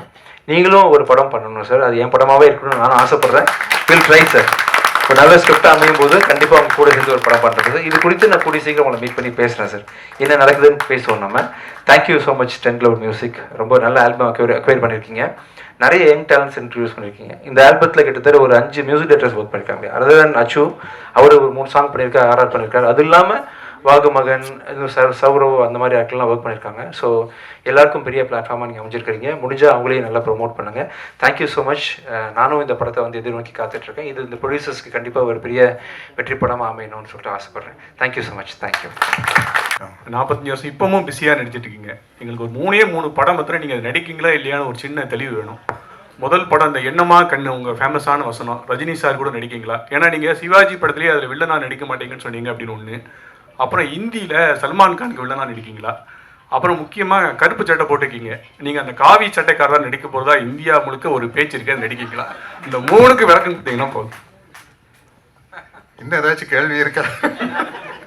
பாருங்க, எல்லாம் என்னன்னா இன்னைக்கு இருக்கிற கார்பரேட் கம்பெனியில் ஒவ்வொரு விஷயம் அவங்க தான் சொல்லணும். இல்லை தனஞ்சயன் சார், அவங்க தான் அனௌன்ஸ் பண்ணணும். அதனால் ஊடகமாக சொல்ல நீங்கள் ஏதாச்சும் கிசு கிசு மாதிரி எழுதிக்கலாம் ஒழிய ஏன் வாயிலிருந்து வரக்கூடாது அப்படிங்கிற மாதிரி அக்ரிமெண்ட் இருக்குது. அதனால தான் இந்த கேள்விகளுக்கு பதில் சொல்ல முடியறதில்ல. இந்த கூலி வந்துருச்சு இன்னைக்கு ஆன் போர்டு இல்லை சார்? ஆமாம், கூலியில் ரஜினி சார் படம் நடிக்கிறேன். அது வந்து அவங்க அனௌன்ஸ் பண்ணிட்டாங்க. மீதி கேள்விகளுக்கெல்லாம் அவங்க தான் சொல்லணும். நானா முந்திரி கொட்ட மாதிரி சொல்ல முடியும். இல்லை, அக்ரிமெண்ட் இருக்குது. அவங்க இப்போ தேவையில்லாமல் நம்ம மேலே கேஸ் போட்டிருப்பாங்க. அதுக்காகத்தான் சொல்கிறேன். எதுங்க? அதுதான் அக்ரிமெண்ட்டு. அதுதான் அக்ரிமெண்ட். இல்ல அவங்க சைடுல இருந்து வரணும் அப்படிங்கிறது அவங்களுடைய அக்ரிமெண்ட். எதுங்க? இல்ல அதையும் அவங்க தான் சொல்லணும். Yes it is. அவர் பிரைம் மினிஸ்டர் மோடி சார். இல்ல அது இல்லைங்க, அது அப்படி யாரும் கேட்கல. ஆமா, அப்படியே நடித்தாலும் நல்ல என்னுடைய நண்பன் இப்போ இல்லை. மணிவண்ணன் மாதிரி ஒரு டைரக்ட் பண்ணாங்கன்னா எல்லாம் ஆசிட்டிஸ் அப்படியே எடுப்பாங்க. இல்லை, விஜய் மில்டன் சார் வந்து அப்படியே எடுக்கிறார் அப்படின்றாலும் கூட ஓகே. வெற்றிமாறன் மாதிரி, ரஞ்சித் மாதிரி, மாரி செல்வராஜ் மாதிரி டைரக்ட் பண்ணாங்கன்னா மோடி பயோபிக் நல்லா இருக்குன்னு நினைக்கிறேன். சார் விஜய்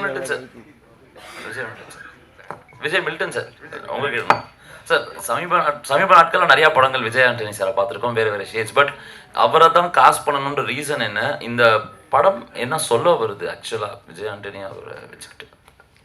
இல்லை, ஆக்சுவலாக விஜய் ஆண்டனி சார் தான் இந்த படத்துக்கு வந்து கரெக்டாக இருக்கும்.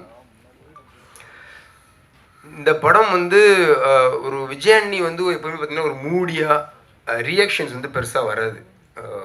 எல்லாமே உள்ளுக்குள்ளே தான் இருக்கும், வெளியே வந்து அவ்வளோ வெளிக்காட்டிக்க மாட்டார். ஸோ அது வந்து நடிக்க தெரியாதுன்னு நிறைய பேர் தப்பாக பேசிகிட்டு இருக்காங்க சார். ஆக்சுவலாக அது எவ்வளோ பெரிய கஷ்டமான விஷயன்றது வந்து எங்களுக்கு தான் தெரியும்.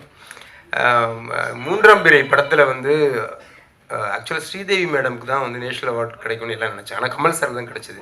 ஏன்னா அதுதான் வந்து ரொம்ப கஷ்டமான ஒரு ஆக்டிங். அது கேரி பண்ணுறது தான் ரொம்ப கஷ்டம், அதை ஹோல்ட் பண்ணுறது ரொம்ப கஷ்டம். இந்த படத்தில் வந்து விஜய் சார் வந்து அவ்வளோ அழகாக பண்ணியிருக்காரு சின்ன சின்ன விஷயங்கள். ஏன்னா இது வந்து ஸ்கோப்பே இல்லாத படம். ஒரு ஹேண்டிகேப்டாவோ கண்ணு தெரியாத ஆளாவோ வந்து நடிக்கிறது ஈஸி. அதை வந்து ஈஸியாக 50% அந்த பாடி லாங்குவேஜை இதே க்ரியேட் பண்ணிடும். இதெல்லாம் இல்லாமல் நம்மளுக்குள்ளே இருக்க ஒரு சாதாரண மனுஷன் அவனுக்குள்ளே ஒரு 1000 எமோஷன் இருக்குன்றதை வந்து ஃபேஸில் கொண்டு வரது தான் ரொம்ப கஷ்டம். இன்ஃபேக்ட் ரோமியோவில் வந்து விஜயானி வந்து மிக அழகாக நடிச்சிருந்தார். அது ப்ளூ சட்டை போட்டால் மட்டும் கண்ணு தெரிய மாட்டாங்க தான் என்னன்னு தெரியல எனக்கு. மற்றபடி சாரும் ப்ளூ சட்டை தான் போட்டிருக்காரு.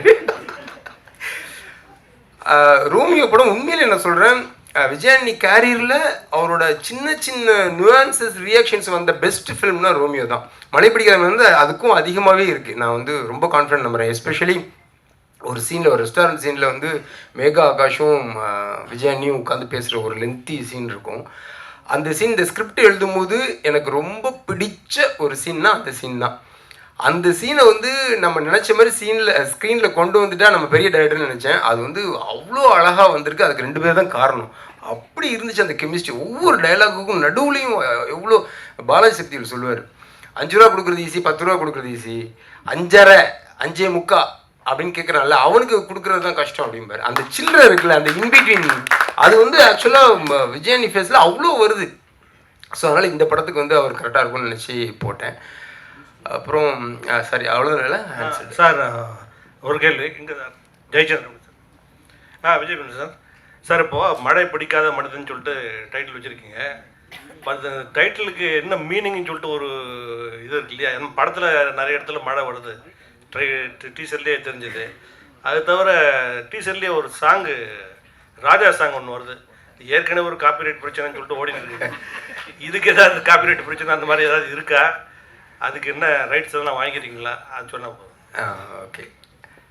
மழை பிடிக்காமல் இருக்கிறதுக்கு என்ன காரணங்கிறது வந்து படத்தில் அது ஒரு கேள்வியாகவே வச்சுருக்கோம். நான் இப்போ ஜென்ரலாகவே நம்ம வந்து எல்லாரை பற்றியும் எல்லாத்தையும் தெரிஞ்சுக்கிறது இல்லை. நானும் விஜய் ஆண்டனியும் 20 வருஷமாக நண்பர்கள் தான். ஆனால் விஜய் ஆண்டனிக்கு வந்து விஜய் மில்டனுக்கு வந்து என்ன பண்ணால் பிடிக்கும் என்ன பண்ணால் பிடிக்காதுன்னு ஒரு பேசிக் விஷயம் தெரியும். என்னோடய ஃபேமிலி என்ன, எத்தனை குழந்தைன்னு தெரியும். ஆனால் என்னோடய விருப்பு வெறுப்புகளோ இல்லை நான் வந்து தனியாக இருக்கும்போது நான் என்ன பண்ணுவேனோ அதை பற்றி அவருக்கு கவலை கிடையாது. அவர் தெரிஞ்சுக்கணும் அவசியம் கிடையாது. அது எவ்வளோ வருஷம் நட்பாக இருந்தாலும். அந்த மாதிரி நம்ம எல்லாருக்குள்ளேயும் ஒரு ஸ்பேஸ் இருக்குது. யாரை பற்றி எவ்வளோ தெரிஞ்சுக்கணுங்கிறது வந்து எவ்வளோ தூரம் ஒருத்தர் கூட ட்ராவல் பண்ணுறோமோ அதை பற்றி அதை பொறுத்து தான் அவரை பற்றி நம்ம புரிஞ்சுப்போம். அந்த மாதிரி இந்த படத்தில் விஜய் ஆண்டனிக்கு வந்து ஏன் மழை பிடிக்காது, இவன் யார் அப்படிங்கிறத வந்து ஒரு கேள்வியாகவே ஸ்கிரிப்டில் வச்சுருக்கோம். இதுக்கு வந்து எந்த அளவு ஆன்சர் பண்ணியிருக்குன்றது வந்து வியூவர்ஸ் சைடில் வந்து ஒரு பார்ட்டிசிபேஷனாக வச்சுருக்கோம். அதாவது எல்லாத்தையும் அன்டோல்டு ஏரியான்னு சொல்லுவாங்க. ஒவ்வொரு கதையிலையும் கதை வந்து எல்லாத்தையும் சொல்லிடும், கவிதை வந்து சொல்ல முற்படும். அந்த இன்பிட்வீன் கேப்ஸை வந்து வியூவர்ஸ் வந்து புரிஞ்சுக்கணும். அந்த மாதிரியான ஒரு விஷயம் வந்து இந்த படத்தில் நான் ட்ரை பண்ணியிருக்கேன். ஸோ அதனால் அது அந்த படம் பார்த்துட்டு நீங்கள் விஜய் ஆண்டனிக்கு ஏன் மழை பிடிக்காதுன்னு சொன்னீங்கன்னா I will be happy. Vijay Antony sir கொஞ்சம் டைம் கொடுங்க. அதில் ஒரு சின்ன டிஸ்பியூட் போயிட்டு இருக்கு. 2 பேரை கிளைம் பண்ணுறாங்க அந்த காப்பி ரைட்டு. அதை சார்ட் அவுட் ஆகிடும் நினைக்கிறேன் இன்னைக்குள்ள. விஜய் ஆண்டனி ஒரு சைடில் அவங்க சொல்கிறாங்க, ஒரு சைடில் மியூசிக் கம்பெனி சொல்கிறாங்க. டீசரில் வந்து இருக்கணும்னு டைரக்டர் ஆசைப்படுறாரு. சார்ட் அவுட் பண்ணிட்டு நாங்கள் சொல்கிறோம்.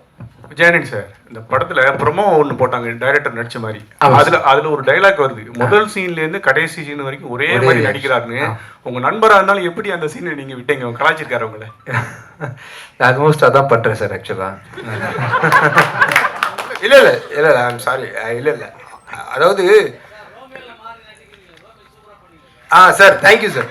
சார் நம்ம சச்சின் டெண்டுல்கரை பார்த்து என்னையே ஆடுறேன்னு நம்ம தைரியமாக கேட்கலாம் சார். ஏன்னா அவர் எவ்வளோ ஆடுவாரும் உலகத்துக்கே தெரியும். அந்த மாதிரி எனக்கு ஒரு கான்ஃபிடென்ட் இருக்குது. அந்த சீனை பண்ணிவிட்டு ஃபஸ்ட்டு நான் அவருக்கு அனுப்பிச்சது அதுதான். சார் இது வேணுமா? ஏன்னா ஊரில் இருக்க எல்லா மடையங்களும் உங்களுக்கு வந்து நடிக்க தெரியலன்னு சொல்லிட்டு இருக்காங்க. அதுக்கு காரணம் வந்து நீங்களே வந்து சார் எனக்கு நடிக்க தெரியல சார், எனக்கு வராது சார், நான் வந்து ஒரு இன்ஜினியர் தான் சார், மியூசிக் வராது நீங்களாம் சொல்லிக்கிறீங்க சார், ஆனால் உங்களுக்கு எல்லாம் தெரியுன்றது எனக்கு தெரியும். அப்படி சொல்லாதீங்க வெளியே. இந்த படத்தில் அதை நம்ம சொல்லணுமா வேணாமா நீங்கள் டிசைட் பண்ணுங்க. தயவு செஞ்சு சொல்லுங்கன்னு அவர் தான் சொன்னார். சார் அதான் நான் நேச்சுரலாக இருக்கேன் சார். எனக்கு கோவம் வந்தால் எப்படி இருக்கும், நான் சிரிச்சா எப்படி சிரிப்பேன், நான் காமெடி பண்ணால் எப்படி இருக்குன்ற மாதிரி. நான் இதை எனக்கு தெரியலன்னு சொல்கிறேன்னா மைக்கேல் மேனன் காமராஜன் ஒரு படம் பார்த்தேன் சார். ஆக்சுவலாக அதை பார்த்துட்டு இருக்கும்போது நம்ம தெரியும்னு சொல்கிறது வந்து தவறு. ஆக்சுவலாக அது வந்து வேறு. நான் மியூசிக் சைடில் கூட நீ இன்றைக்கும் யார் கேட்டாலும் தெரியாதான்னு சொல்வேன். நான் சிம்பனி, ராஜா சாரோட கம்போசிஷன், அவரோட ரீரெக்கார்டிங் பேட்டர்ன் அதெல்லாம் பார்த்துட்டு கம்பேர் பண்ணிட்டு நான் வந்து சொல்கிறேன். இப்போ தெரியலன்னு சொல்கிறது ஒன்றும் தவறு இல்லை சார். தெரியலன்றதுக்கான அதுக்கு எதுக்கான முதல் ஸ்டெப்புன்னா தெரிஞ்சுக்கிறதுக்கான முதல் ஸ்டெப்பு சின்ன ஒரு குழந்தைத்தன்மை நம்மக்கிட்டே இருக்கும். ஆக்சுவலாக எப்போவுமே தெரிஞ்சிச்சுன்னு சொல்லிட்டிங்கன்னா அப்படியே போர் அடிச்சிடும் வாழ்க்கையே. இப்போ தெரிஞ்சிச்சுன்னு சொல்லிட்டு அதுக்கப்புறம் என்ன இருக்குது லைஃப்பில்? ஒன்றுமே இல்லை. தெரியலன்னும் போது அது என்ன? இந்த எதுக்கு நீங்கள் படத்தை பார்க்க வரீங்க? உங்களுக்கு தெரியல படம் பார்க்க வரீங்க. ஆக்சுவலி நாளைக்கு எதுக்காக நீங்கள் ஒரு ஃப்ரெஷ் எக்ஸ்பீரியன்ஸ்க்காக போகிறீங்க? தெரியலன்றதுக்காக தெரிஞ்சுக்கிறதுக்காக போகிறீன்ற மாதிரி என் லைஃப்லேயும், என் கேரியர்லேயும், என் நடிப்புலையும், மியூசிக்லையும், லைஃப் எல்லாத்துலேயுமே வந்து தெரில அப்படின்ற விஷயத்த பர்பஸ்ஃபுல்லாக இல்லாமல் தாட் ப்ராசஸில் வித்தியாசமாக அப்ளை பண்ணி பார்க்குறேன். நல்லா இருக்குது. சின்ன ஒரு க்ரோத் இருக்குது. ஃப்ரெஷ்ஷாக ஃபீல் பண்ணுறேன். குழந்த மாதிரி இருக்கேன் இந்த வயசுலையும். அந்த தாட் எனக்கு இருக்குன்றதுனால அது தெரியலன்றதுக்கு டேர்ம் அதான் சார். ஆக்சுவலி தாட் ப்ராசஸ்ல தெரியலன்னு சொல்றீங்க. ஆமாம். பட் உங்க சாங்ஸ்ல வந்து ஒரு கேட்சி ஃப்ரேஸ் ஒன்று நீங்களே கொண்டு வரீங்க. அந்த கேட்சி ஃப்ரேஸ் பெரிய ஹிட் ஆகும். அதை வச்சுதான் ஒரு கேள்வியை, இந்த கேட்சி ஃப்ரேசஸ் வரிகள் அதுதானா இசைதானா எது வந்து இன்னைக்கு ஒரு கான்ட்ரோவர்சி பெருசா ஓடிக்கிட்டு இருக்கு. 2 கண்ணும் தேவைன்றாங்க, 2 கையும் தேவைன்றாங்க. யாராவது ஒருத்தர் கட்டுரோட்டா இதுதான்ப்பா அப்படின்னு சொல்றதுக்கு தயங்குறாங்களா இல்ல எது உண்மை? இந்த வெளியில் விழுந்து இதயம் நுழைந்து உயிரில் கலந்த உறவைன்னு ஒரு பாட்டு கேட்டிருப்பீங்க இல்லையா? ஆக்சுவலாக அதில் 2மே கட்டி பிடிச்சிட்டு இருக்கும். இசையும் பொண்டாட்டி புருஷன் மாதிரிங்க. ஆக்சுவலாக ஒரு ஸோ இதில் பொண்டாட்டி பெருசா புருஷன் பெருசான்னு கேட்டால் 2 பேரும் தான், உறவு தான் முக்கியம். ஆக்சுவலி ஒன்று தாண்டி ஒன்று. வெறும் சிம்பனி பொறுத்த வரைக்கும் பார்த்தீங்கன்னா மியூசிக் தான். படத்தில் ரீரெக்கார்டிங் பொறுத்த வரைக்கும் மியூசிக் தான். ஸோ பாட்டுன்னு வரும்போது அதில் வந்து கண்டிப்பாக லிரிசிஸ்டோட கான்ட்ரிபியூஷன் இருக்குது. எல்லாம் சேர்ந்தது தான். ஏதோ சின்ன விஷயத்தில் ஏதோ சொன்ன விஷயத்த பெருசாக தவறுதலாக புரிந்து பரப்பப்பட்டுருக்கு. ஆனால் அதை கிரியேட் பண்ண 2 பேருக்குமே தெரியும். ராஜா சாருக்கும் தெரியும், வைரமுத்து சாருக்கும் தெரியும். அவங்க தெளிவாக தான் இருக்காங்க. நிறைய பேர் இங்கே கன்ஃபியூஸ் ஆகி அதை பற்றி ஒரு வதந்தி கிளப்பிட்டு இருக்காங்க. நம்ம கூலாக இருக்கலாம், தப்பு இல்லை.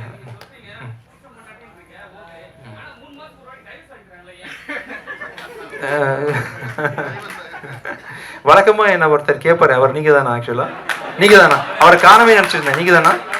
ஒருத்தர் அவர் வந்திருக்காரு அன்னைக்கு. அவர் வரல. என்னடா அவர் காணவேன்னு பார்த்துட்டு இருந்தேன். இதை கேட்டிங்கன்னா அதுக்கு ஆமாம்.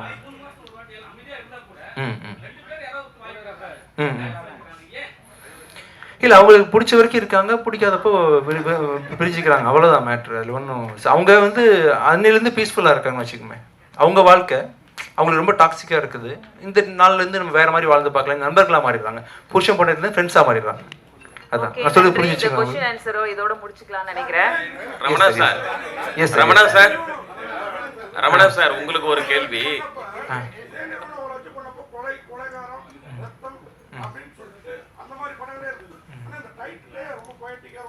ஆமாம் சார், டேரக்டர் தான். ஆமாம் ஆமாம்.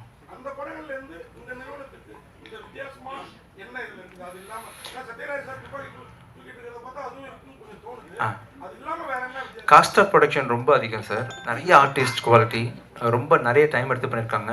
விஜய் மில்டன் சாரோட கேமரா ஒர்க் பார்த்தீங்களா, ஆக்சுவலி நானே ஃபஸ்ட் டைம் கீழேருந்து பார்க்குறேன். இந்த ட்ரெயிலர் நான் பார்க்கல, என்கிட்ட காட்டல, ஃபஸ்ட் டைம் பார்க்குறேன். எனக்கு திடீர்னு இந்த கதையில் இருந்த எனக்கே இது வந்து பிரம்மாண்டமாக இருந்துச்சு. பிரம்மாண்டமாக பண்ணியிருக்காங்க ப்ரொடக்ஷன் அப்படின்ற விஷயத்தில் வந்து இந்த படம் அவங்களுக்கு பெரிய வெற்றியை தரும்னு நம்புறேன். ரமணா சார், உங்களுக்கு ஒரு கேள்வி. Yes sir. மறுபடியும் அதாவது டைரக்டராக இருந்து நடிகர் ஆகிட்டீங்க இல்லையா, இப்போ மறுபடியும் வந்து நீங்கள் டைரக்ஷன் பண்ணணும், நம்ம சேர்ந்து பண்ணணுன்ட்டு விஜய் ஆண்டனி சார் சொல்லிட்டாரு. இப்போ நீங்கள் மறுபடியும் டைரக்ஷன் பண்ண வந்தால் அவருக்கு என்ன மாதிரி கதை வச்சுருக்கீங்க, என்ன மாதிரி கேரக்டர்கள் கொடுப்பீங்க? இப்போதான் முதல் முறையாக அவர் எங்கிட்ட நானும் அவரும் பழகல. கொஞ்சம் கடந்த ஒரு 3 வருடமாகவே நானும் விஜய் ஆண்டனியும் கொஞ்சம் நெருங்கி தான் பழகிட்டு இருக்கோம். இந்த படத்தில் மூலமாக அவரோட நான் ட்ராவல் பண்ணுறது, அவரோட இருக்கிறது, அவரோட பேசுறது, சினிமாவை தாண்டி நிறைய நாங்கள் 2 பேரும் பேசுறது அப்படின்ற நிறைய சந்திப்புகளும் நிகழ்வுகளும் நடந்திருக்கு. இதனோட கலெக்டிவாக, அதாவது வந்து ஒரு ஹீரோவாக, ஒரு மியூசிக் டைரக்டராக, ஒரு ப்ரொடியூசராக, ஒரு சக மனிதனா, ஒரு வெற்றி தோல்விகளை சந்தித்த ஒரு போராளியா, இது எல்லா சார்ந்துமே அவரோட எனக்கு ஒரு குறிப்பிட்ட காலம் அவரோட நான் கடந்திருக்கேன். இதனோட பிரதிபலிப்பாக அந்த கதை இருக்கும். விஜய் ஆண்டனி சார், போன ஆடியோ லான்ச், அதாவது ரோமியோ படத்தோடைய ஆடியோ லான்ச்சில் வந்து ஏதாவது ஒரு கிசு கிளப்பணும் அப்படின்னு சொன்னீங்க. இதில் எதுவும் இல்லையா? நீங்கள் ட்ரை பண்ணுறீங்களா? அதாவது நான் டைம் தரேன், 5 நிமிஷம் வெயிட் பண்ணுறேன். இங்கே கொஞ்சம் நீங்களாக வெயிட் பண்ணீங்கன்னா நானும் வெயிட் பண்ணுறேன். ஏதாவது கடினமாக முயற்சி பண்ணி ட்ரை பண்ணுறீங்களா? சரி, அப்போ நான் சார்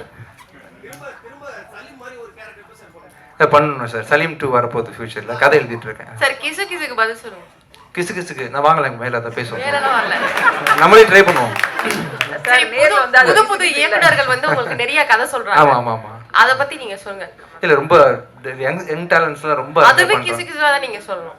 அது எப்படி நிறைய பேர் வந்து பாப்பா, உங்க பேர் என்ன பாப்பா? இல்லை, திறமையான இயக்குநர்கள் வராங்க. முன்னாடிலாம் பார்த்தீங்கன்னா ஃபிலிம் ரோல் இருந்தால் தான் படம் எடுத்து பார்க்க முடியும், ரொம்ப கஷ்டம். இப்போ பார்த்தீங்கன்னா வெறும் ஃபோன்லேயே வந்து நம்ம வீட்டில் ஷூட் பண்ணிக்கலாம், ஃப்ரீ சாஃப்ட்வேர்ஸ் எடிட் பண்ணிக்கலான்ற மாதிரி இப்போ வந்து படம் பண்ணுற ஃபில்ம் மேக்கர்ஸ் எல்லாமே வேறு லெவலில் பண்ண ஆரம்பிச்சிட்டாங்கன்ற பெரிய க்ரோத் இருக்குது. இதை நீங்கள் கிசுன்னு வேறு எழுதிக்கங்க.